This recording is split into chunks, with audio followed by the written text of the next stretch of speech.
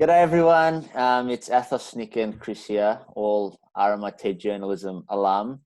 Firstly, all hoping you're doing very well. We know uni can be quite hard enough and stressful enough as it is without being in isolation and without your mates. So hoping everyone's doing well and studying hard and keeping up with all the work. Also, well done for staying this long in journalism. It is the best course of the communications bunch. Don't let those PR people tell you otherwise or advertising. But look, we've Or Profcom, mate. or Profcom. Profcom. No, they're no good. They steal our internships, I thought. They did steal our internships. We've put together just a little video to chat about sort of what we got up to at uni. Not everything, but the sort of the entrepreneurial type stuff, if you can call it that, and the kind of fun that we had at uni with the facilities and sort of how that led to some really cool opportunities for us. So just a bit of a background. We created a TV program called The Rushed Behind. It's an AFL show with a few of us mates. We got together. We aired it on Channel 31. It's still going. We're currently in our third year on TV, which is really fun, and the show is getting bigger and better all the time. We're having a lot of fun. We started off using the TV studios in Building 10. And we were sort of thrown in the deep end. We didn't really get any. I mean, we got help from the techies and the teachers and all that, but they really just let us do it on our own because it wasn't a uni-led thing. It was just sort of the thing that we wanted to do. So we had a fast track on how to produce a TV show and all that, and then we got going. And then what was really cool for us is the payoff was quite good. So we. At the end of the AFL season, we put together two grand final shows, both of them in front of a live audience, and we had interviews with guys like Nick Rewalt, Brett Bratton, the St Kilda coach, Joffa. We had a really good time as well, and really helped us in our journey as media people. So I think we'll just have a bit of a chat about how we went about it, and yeah, hopefully pass on some good advice. Yeah, I think, well, hello everyone, firstly. Well, obviously, yeah, what Athos spoke about is the big part about what we did is we created our own opportunities. So I think, obviously, getting the first year myself to start a podcast that originally we were a podcast, so we didn't just become a TV show out of nowhere. That's one thing to stress is that we started off as a small little podcast with a few mates. And it all started because, Sonia said, you can do whatever you want here, like it's all there, it's all free to use, and your eyes light up and you think it's there, well, we may as well use it. We had no idea how to use any of that audio stuff. So we got together, myself, Athos, Chris, and obviously Brooke as well, who's not here today, but we put together the podcast for about the end of 2017, so our first year, and then the first half of 2018 before we made the move to Channel 31. So I think the big thing is that what we did was, as I said, we didn't want sort of the opportunities to come about through subjects of doing sound, image, and broadcast journalism and newsroom and stuff like that. We took initiative, and every chance we got to do some really cool things, and the payoff has been tremendous. It was, as Athos said, doing two grand final shows, and last year I think probably was like the crowning moment because we did a full year of TV, which was remarkable. We did it from the end of February all the way through till the end of September. Every single week, we had 1 hour of TV going out, going from half an hour live the year before to an hour pre-recorded, which our director, Will Watson, would, spend, time after time putting together and getting it in right in the deadline before Channel 31 needed it. I know Chris goes through that now for this year. But, I think it was, that moment of seeing so many faces in the audience and knowing we had sold out all the allocation. We didn't actually sell tickets because it was free admission, but, we technically were able to get capacity, and that was a really cool moment.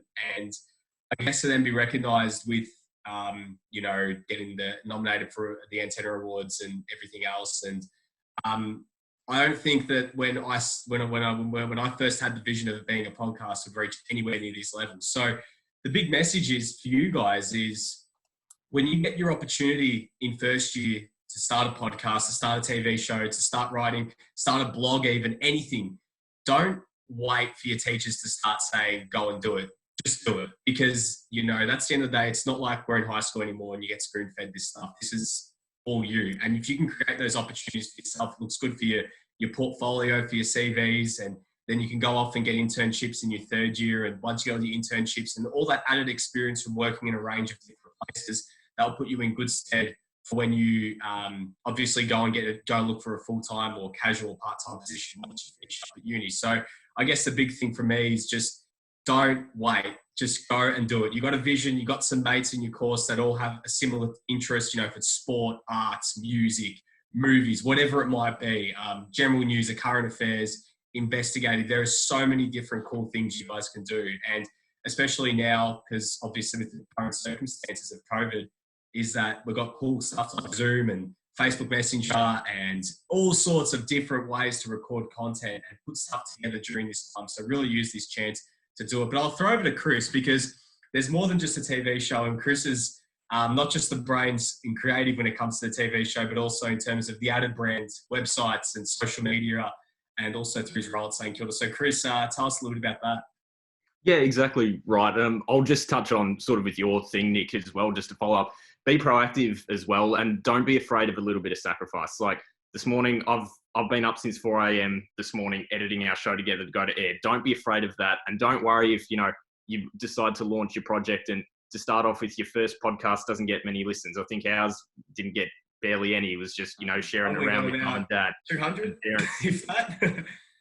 Yeah, exactly. And then I think the one with our most views was one we accidentally shared to a wrong account, and we got a lot of people seeing it. But so don't be afraid of stuff like that. Don't think, oh, it's pointless. I'm just doing this and I'm the only one seeing it.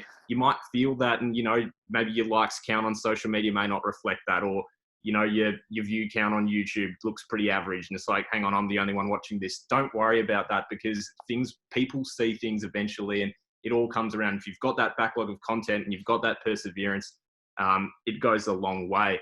I guess as well, expanding the Rush Behind. So again, we started as a podcast, so we never thought we'd make the jump to TV. It was pretty much a spur of the moment decision, and just opportunity came knocking, and we jumped into it. And within 2 weeks, we were somehow putting something to air, and we'd never been in front of a camera before. So you learn as you go. We're always learning. We know things that work, and being great mates and having the chemistry, we know how to bounce off each other, and everything like that, and like play to our roles. So for example, Nick's our host. He's got the charisma, the energy, and everything like that. Athos is the funny man, he'll be sarcastic as anything. And I'm more the straight guy. So I'll tell it how it is, and I might crack the odd joke, once every, couple of years. But the thing is with that, play into who you are. Don't try and be someone you're not. Like, I'm never going to be the comedian, because that's not who I am. And it sounds like it's a cliche from every Disney movie you've come across, but just seriously own who you are. If you're the awkward, gangly guy like myself, play into that. Be you. So that's probably a big thing I can say in front of the camera. In terms of the production stuff Nick was talking about behind, so we have got Facebook, Twitter, Instagram, all that set up. And, it's stuff that you've got to continually be on top of. It's something we probably need to get a lot better at, just being more consistent and having your own brand, everything like that. We've also got a website, so we've got written content. What else do we do, guys? We've got with the website, we've got several contributors. So we've got kids in high school, we've got other kids we went to uni with, and the social media is a big one, and it helps grow. We tried to go viral a few times. We put together a few funny videos, and with Facebook especially, because you can boost posts and all that, you can attract quite a big audience. But in having a go and all that, one of the good things in doing this kind of group project is it's a good way to get to know people in your course. I mean, we're lucky with the journalism course, and I think it's for most journalism courses at RMIT, it's that they're quite small.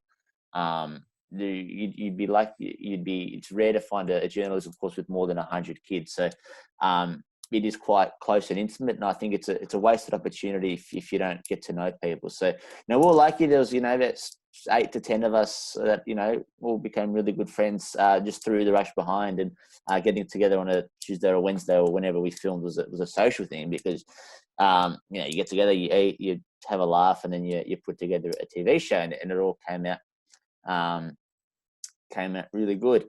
In terms of content, I think when you sort of start this kind of this thing, so obviously for us, we did a footy program, and as you can imagine, the pool is quite full as it is with the amount of footy shows going around. So for something like that, where it's already quite convoluted and quite full, you have to sort of figure out how you can be unique.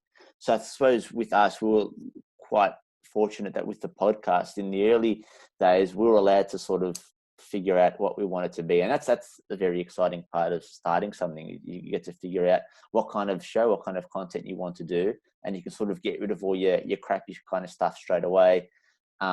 Because the thing that we tried to figure out is we had to find an identity for the show, because we weren't footy classified, we weren't 360. People aren't going to tune into us because they want to see analysis. They'll tune into the other myriad of shows. So we have to give people a reason to watch, and I think that's a big issue for a lot of people looking to start stuff. You have to give people a reason to tune in. So it takes a while, but once you sort of figure that out, it gets pretty good, and then you get into a good rhythm going, and then you can really set off from there. Remember as well, it doesn't always have to be stringent. Like, even if you start off, as Athos said, with looking to find your groove, and if it doesn't work the first time, doesn't work the second time, it's always ever evolving. It's you that decides when you want to pull the pin. No one's holding you to ransom about where your project goes. You can change your name. You can totally rebrand yourself. That's the exciting part about starting something new, and it's your baby. It's your brainchild. That's what the Rush Behind is for us. We can do we have full creative control, and if we want to change it, we have those rights to do it. We have the opportunity to do some really, really fun stuff. And, talking a lot about the fact that we have to be different, you look at our segments, we all have a different segments. Last year we all had a segment, and obviously this year it's all changed. Bathos' segment, that was a lot of fun, because we got a lot of people in to recreate some fun moments, and we had a really we had our good mate Daniel Miranda, who also is a former alum, who used to edit it and make it much more funnier, and it used to look really cool. So Athos had that segment, and that was it was known, and every week it would do really well on socials. It still does. Chris had what caught my eye. I had my list. Brooke had VA Arnie. So we had different stuff, and then this year we planned for a whole range of different stuff, which was going to be really cool. But unfortunately for the current circumstances, we can't do it. But it's all about just being creative. Like, look at the other footy shows, study them, and say, all right, well, they're doing that. How can we do something that someone else isn't doing? And if it doesn't work the first time, don't worry about it. If it comes off, and you don't like it, just don't do it again. Just think, all right, well, it's just a learning curve. And this is the beauty of uni, is you learn every day. You learn new things which do and don't work.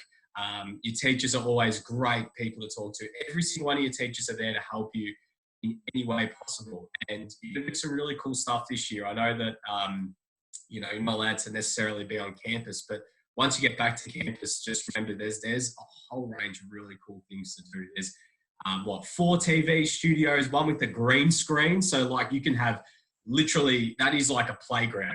That is a kid on Christmas. Once you get to know how the green screen works. There's a virtual reality one. So it's one of those ones where the whole studio is like a big green screen, and they plonk you in the middle, and they can build a studio around you and put you anywhere. One of the other things that I think we sort of did without knowing is because the Rush Behind, your little project, it can almost be a bit of a guinea pig in a sense, because we sort of were doing other things on the side and learning things at uni. So we're learning things, whether it's learning how to be better on social media, learning camera techniques, learning presenting techniques, and then we're able to sort of use all those techniques sort of on the Rush Behind. So like Chris was at St Kilda, and obviously working in the digital media department, you pick up a whole heap of little tricks on how to work things out. So he was able to put that in the Rush Behind socials and working in the website, and then people brought in other things. So it's also a good way to show off your skills and sort of have that kind of freedom as well.